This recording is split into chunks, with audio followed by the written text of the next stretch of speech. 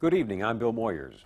Next time you fight City Hall, write to your member of Congress, or listen to a presidential speech, spare a moment or two to think about original sin.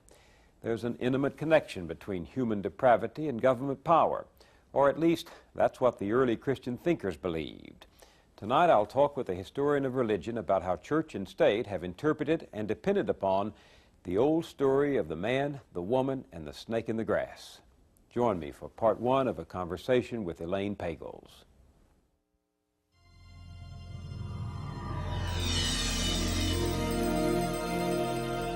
This program is made possible by a grant from the John D. and Catherine T. MacArthur Foundation. A World of Ideas with Bill Moyers. As a scholar of religion, Elaine Pagels has often found herself in the company of heretics. She won the National Book Award in 1979 for a study of the Gnostic Gospels, the long-lost writings of unorthodox early Christians who claimed special knowledge of secret teachings by Jesus. Now she has published a new book that is receiving just as much attention, Adam, Eve, and the Serpent. It's a study of how St. Augustine in the 4th century turned the story of Adam and Eve into the view of sexuality, politics, and human nature that became the official doctrine of church and state and shaped Western culture to this day. The old children's rhyme says, "In Adam's fall, we sinned all." But that pessimistic view, says Pagels, was only one vision among many in the early church, and its rivals, condemned as heresy, deserve a closer look. Elaine Pagels teaches at Princeton University and lives in New York City, where we talked. Why did you get fascinated with the story of Adam and Eve? Well, I've always been fascinated. It's a very provocative story, you know. It's a story about a man, a woman, a tree, a snake, a prohibition, and they break the prohibition, and then they find out that they're naked. I mean, there's a lot of unanswered provocative questions that come up in that story. And I began to realize that that's where many of our cultural attitudes about work, animals, death, marriage, sexuality, suffering, are involved with that story. And that these creation stories, which look like very far away, archaic, funny old stories, are in fact 3,000 years old. Yeah, I mean, it looks like a sort of ridiculous story about a talking snake from some people's point of view. But then to realize that it's still deeply involved in the way that many of us look at very fundamental parts of our experience, for better and for worse, from my point of view. How do you explain that? Here is a story at least 3,000 years old. They probably told it a long time before they ever wrote it down, written by the ancient Hebrews who couldn't possibly understand our world or ours theirs if we could meet in the two worlds.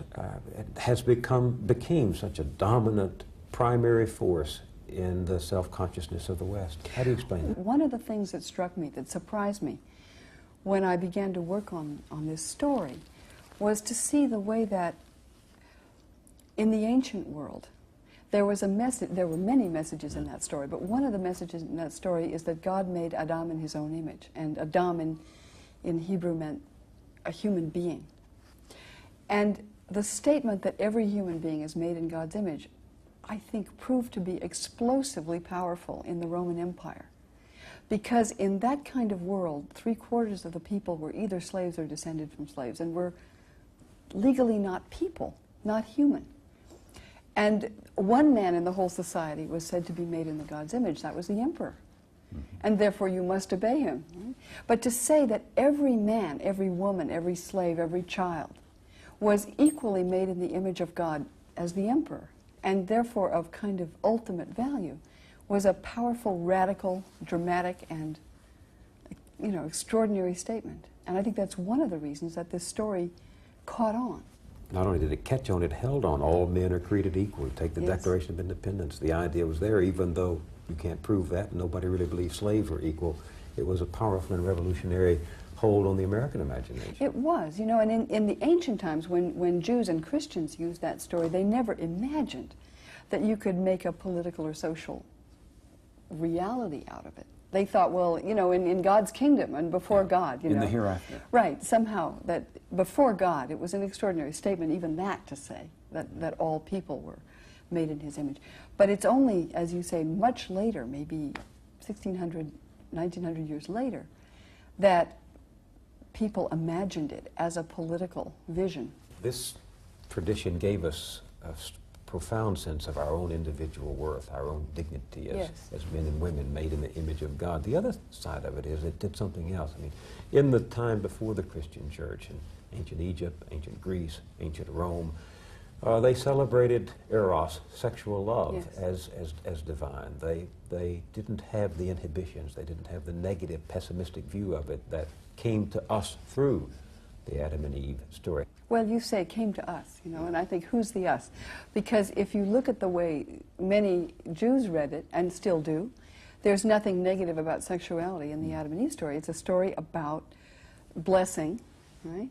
And procreation. I mean, the first divine commandment is be fruitful and multiply. So it's an obligation to procreate. And then marriage is seen as a way of fulfilling that obligation. And sexuality in such a tradition is an instrument of blessing. Right?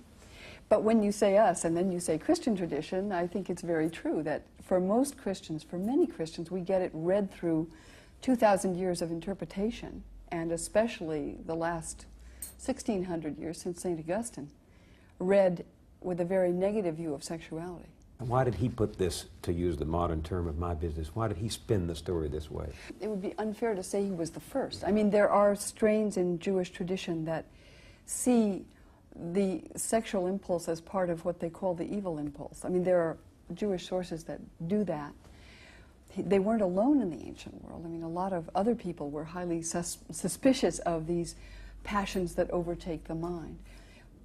But it seemed to me when I was looking at the creation story and the way the Christians interpreted it, there's a radically different attitude about sexuality one finds in Christian sources. And explain. Well, from the time of Jesus, you know, it's surprising. I mean, when other Jewish teachers around Jesus' time are interpreting the story, they're usually talking about marriage and sexuality and gender and issues like that. And Jesus was no exception, because the only time that the Gospels say he ever referred to that story was when people asked him what the grounds for divorce were.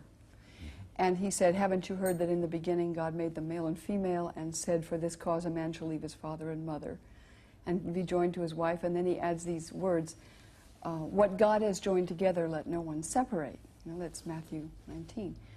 And so in Jesus' spin on the story, if you like, according to Matthew at any rate, he said that originally God had intended marriage and no possibility of divorce, no thought of procreation.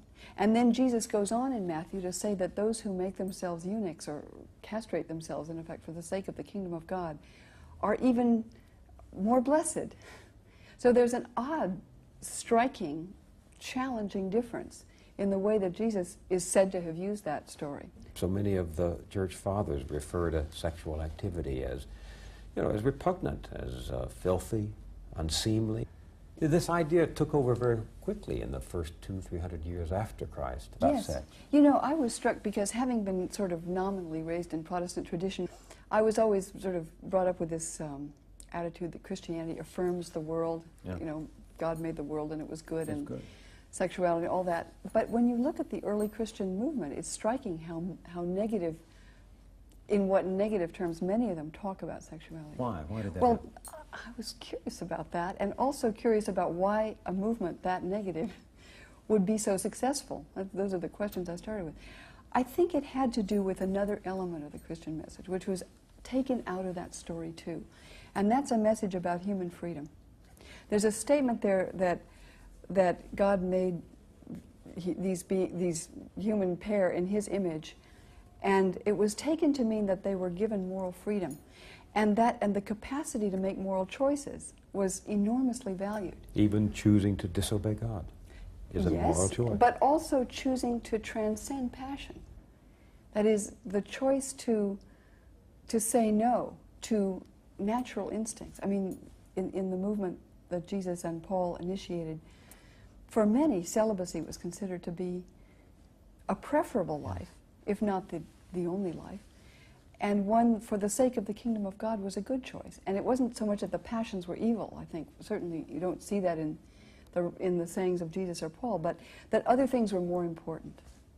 Other things being? Human moral freedom and working for the kingdom of God, a sort of transformed vision of human nature.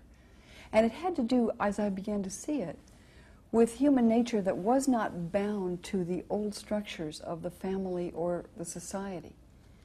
That is, if you're a traditionally minded Jew or Roman or Greek, your moral obligation, or my moral obligation, would be to our families, you know, to marry properly, to bring up a family, to transmit property, to be loyal to the country and the nation and all of that.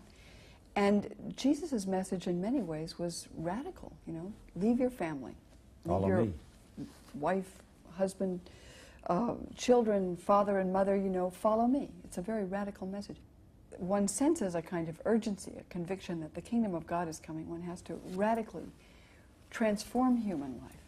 And it was when that expectation that the end of time was coming soon receded, that most people, most Christians, most people in that movement reverted back to normal family life, and others trying to maintain the austerity and the challenge and the excitement of those austere and powerful sayings, followed a monastic path. Wasn't it also true that the church under Augustine began to believe that because we were corrupted by birth, because we came into the world poisoned by original sin, we were not capable of self-government. And therefore, we needed both the authority of the church and the state in order to govern our appetites, to check our instincts, to regulate our behavior. Exactly. That's what surprised me so much when I was looking at the sort of pre-Augustinian Christian church, that when they talked about Adam and Eve, they saw this as a story about moral freedom, about human freedom in every form. Freedom from one's family and obligations, and freedom from passions, and freedom from the gods, and freedom from the government, you know, freedom to master oneself. And with Augustine, it changed completely, and he began to talk about a story of moral bondage. And that we were, in fact, that Adam may have been free way back then, way back in the garden, but he lost it, you know. He lost it so far back that no human being since Adam or Eve has ever been free morally in the way that he was. And that we were tainted by his misuse of freedom. And Augustine then developed an ingenious theory, if you like this sort of thing, you know, that it was, that this moral disease that Adam generated, so he thought, was sexually transmitted. It was transmitted through semen, as he describes it. And that's why he says Jesus was the only person not infected, if you like, because he was presumably conceived without human semen. But the rest of us, you know, conceived in the usual, you know, depraved way, were infected morally by Adam's sin. And so this kind of moral problem that he felt was endemic to our condition is described in sexual terms. And everyone thereafter was born with a fallen nature because we have been corrupted by the sexual act, right? That's right, by the very process through which we're conceived. But as you say, I began to see this time around when I looked at this story, that is more than a psychological or theological statement. It also becomes a political statement. Because if you believe that, say, you and I are baptized Christians in the 2nd century and therefore become moral and achieve what God gave in creation, which is moral capacity to govern ourselves, then you don't really need an external government. You would think that now everyone each person could rule himself or herself, and one wouldn't need external government. But in the 5th century, with the Christianization of the Roman Empire, there came a new theory of human nature saying, aha, but you see now, we know that we're so corrupted that one has to be ruled from outside. And that was a useful strategy, if you like, for both the church and the state to speak about the necessity of external control. And it has been ever since. Yeah, once this union of church and state took place, it was convenient for both. The church had no sword with which to enforce its orthodoxy. The state had plenty of power, but also the state needed what the church could do for it. So you had this coupling of power and theology. That's right. For the first time, the Christian movement was no longer a persecuted sect. It was no longer a small enclave which regarded itself as a kind of island of purity against this ocean of corruption, which was the Roman Empire. Christians were everywhere. The emperor was a Christian, many of his officials were. There was all kinds of, what many regard as corrupt official influence in the churches. And many people became aware that the kind of moral freedom that had been talked about earlier in the Christian movement wasn't as simple as it looked anymore. And a more pessimistic, dark view of human nature and its possibilities emerged in the 4th century and afterwards. I mean, if you look at Protestant theology since John Calvin, Martin Luther, which are based on Augustine, through the modern theologians, they talk about some deep flaw in human nature, and they don't talk so much about the need for government as some others do, but many people have held the pessimistic view that because we are so corrupted, we need governmental structures to prevent ourselves from tearing each other apart, devouring each other like fishes, as one Christian theologian said. But what's exciting to me about all of this is that while people still hold to the old story and try to give it new power, there are so many people who are also searching for a new story, who are trying to develop an affirmative theology based on human freedom to replace the negative and pessimistic theology that grew out of the old tradition. Well, even there, I mean, that surprised me, but that has been read in the Adam and Eve story in the early centuries, that affirmative story that you're talking about. That we were created in his image. Right. But on the other hand, the story that interests me most is not Adam and Eve, but the story of the history of religion, of the history of Western religion, and then there's Eastern religion. I mean, that is what interests me, how we have created these cultural traditions, how we relate to them, how we choose them, how they change. There is an enormous pluralism.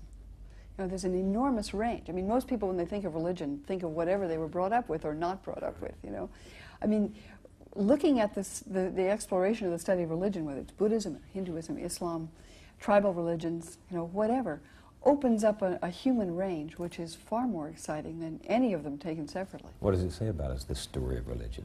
Well, it says that there are many different ways that human beings can interpret our experience, and different ways we shape and value the world and articulate that value, and very different attitudes people have taken about death or life or sexuality or power, all kinds of realities that we confront. You didn't find, when you went back in the early part of the church, you didn't find that golden age where Christianity existed pure and simple. I think most people who study the early history of Christianity are doing what I was doing. They're going back to find, well, they say, well, the Christianity around me is, all these different denominations, they all say different things, but back there at the time of Jesus, it was all very simple and very clear. Let's go back and find out what it was like back there, and then try that. I mean, almost every reform movement in Christianity has tried that. And what I found when I went back there was that there was, in fact, a multiplicity of voices in the early Christian movement, just as there is today.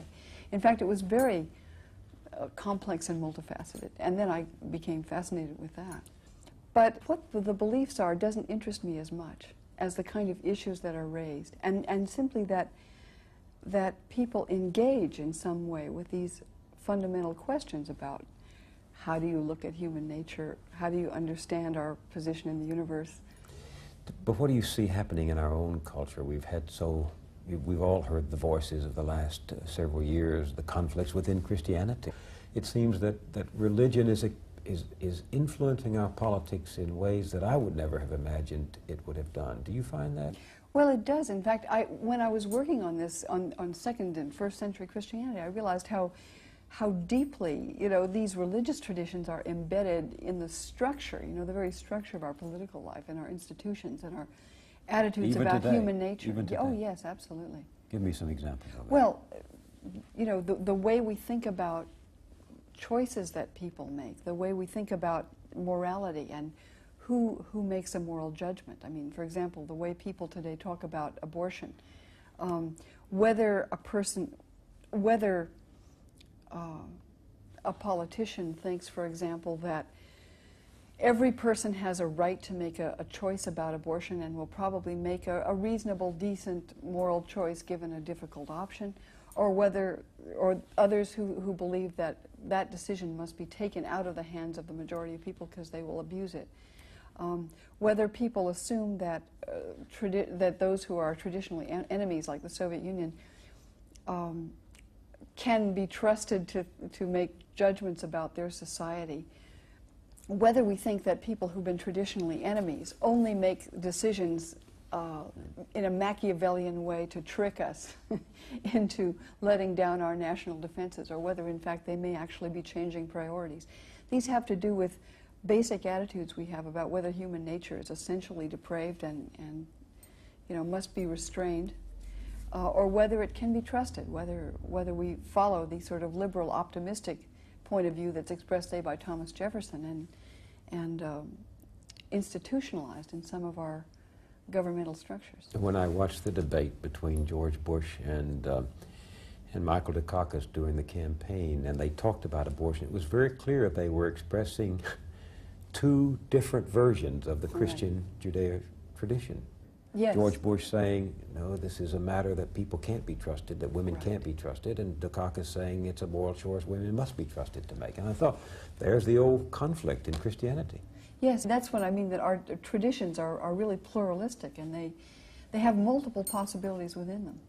One of my own agendas here is to become aware that we are making choices, that if we're going to take a particular position, socially or politically, religiously, that we are in fact taking a position that we do have a range of choices to make. And if we take certain position, it's not just because it's the only one, but we are conscious of making it. Where do you come out in the old argument? Are we by nature sinners, depraved, immoral, and corrupt, or are we by nature in the image of God who made us to make choices morally and freely?